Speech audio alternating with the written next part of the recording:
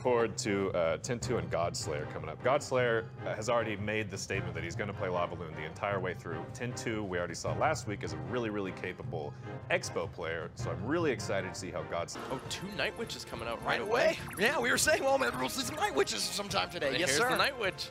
So both players, Night Witch, going same lane. Baby Dragon comes out from Rice. Executioner coming down from Tin2.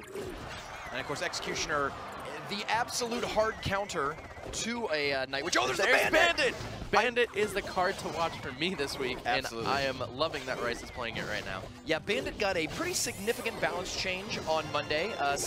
Much stronger card than it was before, and I know a lot of players sort of felt that Bandit was on the fringe of being a tournament playable card, and that buff might be enough to push it over. Yeah. We saw Bandit jump across the river there, get a shot. Go! A giant skeleton from Rice! What is happening? So that's a bit of an interesting choice. Giant Skeleton, I mean, I think it's not just a rarely played card. I can almost say never played. I can't remember the last time we saw Giant Skeleton. Is that bomb in range of the tower? No, it's just short. Barely out. You can see Rice with a little bit of exasperation. He knew he was just 1 tile away from getting some damage on there. But then again, you did force your opponent to spend a lot of elixir on defense, and they still took damage on their tower. So Tin2. Wow, Giant Skeleton, what? Actually, I know why. I'm thinking about it. I know why Rice is playing that. It is so good against Expo. People put down an Expo, you drop a Giant Skeleton in front, even if they distract it, it can blow up and its Death Bomb will reach the Expo and kill it. Yeah, okay, that makes sense now. Here comes the Giant Skeleton. It's so cool seeing the Giant Skeleton in competitive play. King K is sitting home somewhere in Florida just losing his mind right now. Probably the only competitive Giant Skeleton player I can think of. He's got to be happy seeing this change. And that, it's not going to blow up on the Night Witch. Nope, Night Witch is going to walk away. She's like, Great defense I'm done. I'm out of here. I'm going to the tower. Oh, wow. This is going to be dual lane pressure. We got Night Witch on one side, Dark Goblin on the Graveyard on the other. Dark Goblin tries to clean it up. The Night Witch is able to be played outside of the poison range, but those skeletons at the river get close. I think Tin2's got to be happy with that Graveyard. Yeah, that was a very successful Graveyard, and his poisons on the Dark Goblin have taken it down very quickly and not allowed it to take care of a lot of the skeletons. Executioner Tornado is the exact sort of, oh wow, good lightning codes. I was saying Executioner Tornado is the exact sort of thing that keeps things like Giant Skeleton from being largely successful. Doesn't have as many hit points as a Golem or a Giant, so the Tornado and Executioner towers can really hurt them, and you see right there, very effective defense. Didn't take any damage on the left side, and that counter-attacking Graveyard is brutal. Yeah, 340 remains on that left-hand tower, so it's not quite in poison range, so a poison Graveyard will have to come down from Tin2. Executioner going down in the left lane, while Giant Skeleton Night Witch is rolling down the right. Knight's going to come down to distract it. Bandit's going to come down as well. Night Witch is going to come down. Skeletons come down to distract the Bandit. Zap is going to come down. Night Witch gets cleaned up, and the Bandit is going to get swept up by the Executioner Tornado. And that might do it. If we see a poison Graveyard right here, that could be enough damage to finish off this tower. Well, I mean, you have to play Accept Note. That's it. There it is. Yep, the 2 skeletons locked onto the tower, and Tin2 is able to take the game. But huge props to Rice for bringing out the Giant Skeleton. Yeah. Rice gave a little bit of a knowing smirk, like, all right, you got me. I was like, I thought I was going to rope-a-dope you. But Tin2 kind of outsmarted him there. I think everyone expected Tin2 to bring Expo. His first 2 matches, to lose 3 in a row after that is a heartbreaker. I want to see this go to game 3, and of course we want to see some interesting deck choices out of him. Tin2 starts by splitting the archers in the back. We've got an Ice Golem in the back for Rice. I think no matter what Rice plays, he's always going to be building something to be good against Expo. Looks like this might be an Expo deck. Yeah, Night Witch is going to come down as well. Archers, it could be a Graveyard deck. Yep, there's a Graveyard. Poison's going to come down as well. And a defensive poison coming out from Rice. Rice, I don't think he wants to risk any damage on that tower, so he's going to poison it out. Take a little bit, but he'll defend it pretty well. Poison is super good on both offense and defense when it comes to Graveyard. If you put a defensive poison around your own tower when your opponent Graveyards it, the poison ticks just clean up the skeletons and will more or less counter all the damage because the skeletons can't get there that fast. If you are on offense with the Graveyard, you expect your opponent to play skeletons, Goblin Gang, Electro Wizard, any card like that, and you can use the poison to kill their defense. Yep, here comes Skeletons. Oh, the Skeletons take the aggro of the Mega Minion. The Baby Dragon's going to clean it up. Bowler is going to get distracted by the Ice Golem.